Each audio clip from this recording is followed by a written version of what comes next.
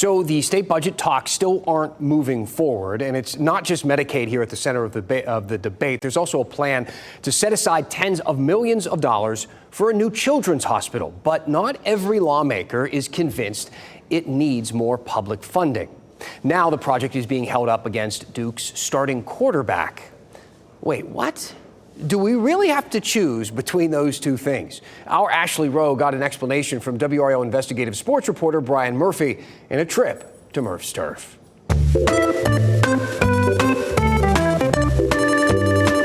Murph, we got to talk about what House Speaker Destin said. He brought up Duke's quarterback while talking about funding for the children's hospital that is going to be built in Apex. Yeah, actually, I didn't expect Darian Mensah's name, that is his name, to get mentioned during a conversation about how the state keeps its budget going.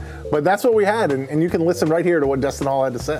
Why we would give hundreds of millions of dollars to a new hospital in Wake County that's doing pretty good economically. Duke and UNC have a lot of money, and in particular Duke, they both have multi-billion-dollar endowments.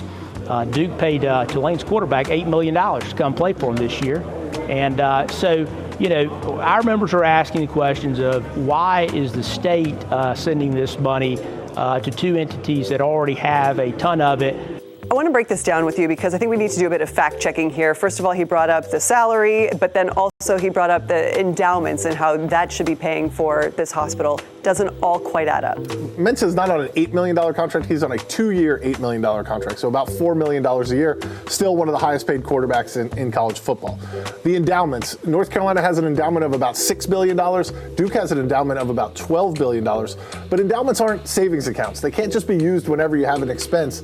Most of the money that comes in is earmarked for certain projects or certain scholarships. And so it's not a piggy bank that you can just raid when you want to build a children's hospital, as is the case right now. This children's hospital is actually quite a sticking point with the state budget that has not yet been passed. What's going on with the Senate and the House?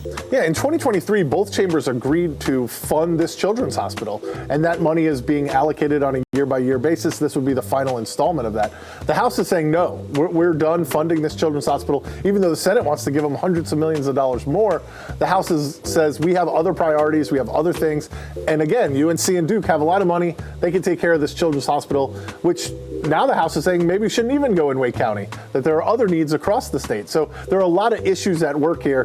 Just funny that the Duke quarterback got mentioned in all of it. Yeah, and when we're talking about a multi-billion-dollar hospital to bring up a $4 million a year salary, anyway, we'll leave it to people to make their own assumptions there. Thanks, Murph.